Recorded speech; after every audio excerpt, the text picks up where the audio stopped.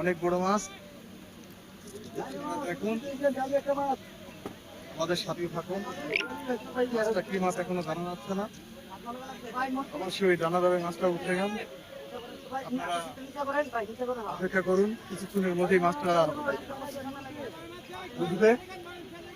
কুষ্টিয়া দৃষ্টিনন্দন পার্কে এবার সবচেয়ে হাই বড় বড় মাছ।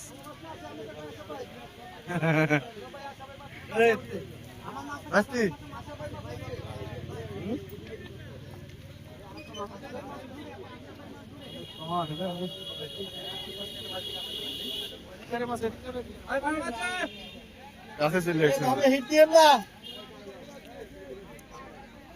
10, বেশি না। আপনাদের সিটের মাছ নাকি না?